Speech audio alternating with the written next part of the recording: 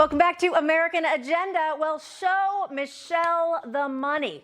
It's time now for the other view. According to reports, Michelle Obama, check this out, raking in the dough. The former First Lady earning $750,000 for a one-hour speech on diversity, equity, and inclusion in Germany right near Oktoberfest. And Michelle Obama is apparently so popular amongst the Democrats that many are speculating her next move will be to the White House. Former GOP vice presidential nominee Sarah Palin tweeting out, "Don't be surprised, but I still say it'll be Michelle O, hashtag 2024 election.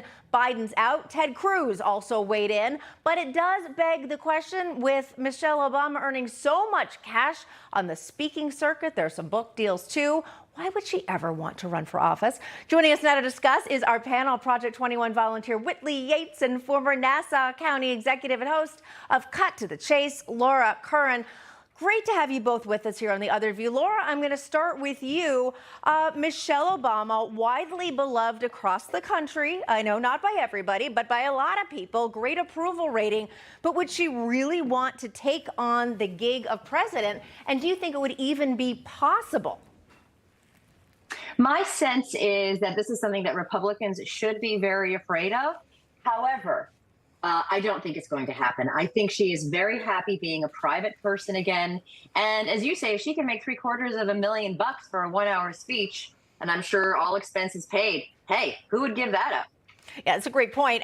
Whitley, although, we keep hearing her name mentioned and mentioned again in various circles. Of course, you mentioned Sarah Palin, also Ted Cruz, but other political analysts have been bringing up her name, saying that there is no way that President Biden could make it to a second term, much less even win the election. Your take if Biden does continue, and do you see Michelle Obama potentially, I'll say, parachuting in, as Ted Cruz says, or do you think it could be someone else?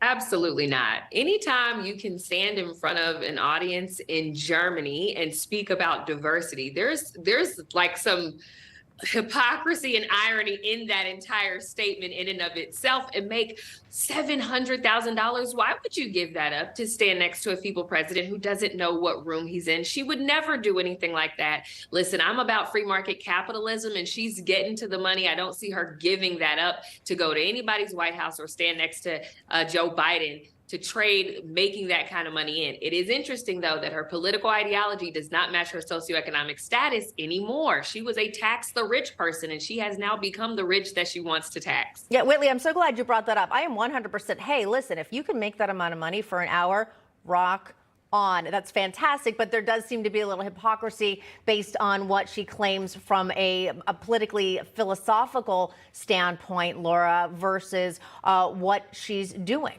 Your thoughts? It's so interesting. We see so many people. We just see Bob Menendez in New Jersey and all the legal problems he's having. Politicians on both sides of the aisle cashing in on their time in public service. And it's amazing, even sometimes before they leave public service, as we see with Menendez, for instance, they're still raking in the bucks. I mean, someone who's worked in the public sector for decades and decades, having millions upon millions of dollars. That's something we see among Republicans, among Democrats. And frankly, I think it's a reason why a lot of people are really cynical about politics and about politicians these days, more than ever. All right. Well, I want to jump to the other First Lady who we're hearing a lot about in the headlines, Hillary Clinton, her involvement in the race for 2024. Now, in a meeting at the White House, Clinton reportedly told President Biden not to ignore threats from a third-party candidate. But that's not all. She also told MSNBC that she is concerned about Russian interference. Take a listen.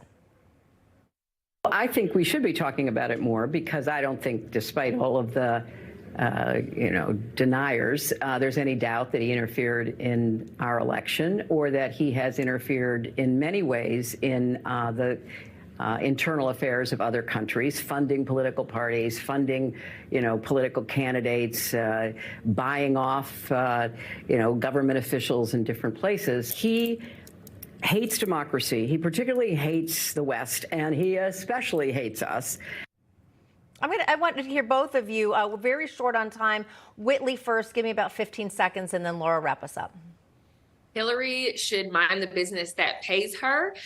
We all know that the Russian hoax was a hoax. There was absolutely no collusion. So the fact that she's perpetuating this is just a part of her lies, fallacies, and fairy tales that she has. But she's not talking about the 40 million that the Democrats received from cryptocurrency that was stolen from people from FTX and Sam Bankman-Fried. She should mind the business that pays her and stay out of things like this because she has no clue what she's talking about. Laura, final short word.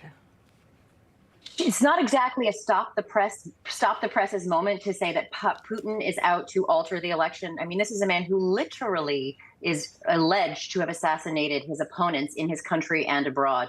And I will say for Hillary, not a huge fan, but she was a former Secretary of State. I think she has good connections in the intelligence community. All right, we're going to leave it there. On The Other View, Whitley Yates, Laura Curran. Great chat there. Thanks so much for joining me on The Other View. Appreciate it. Thank you.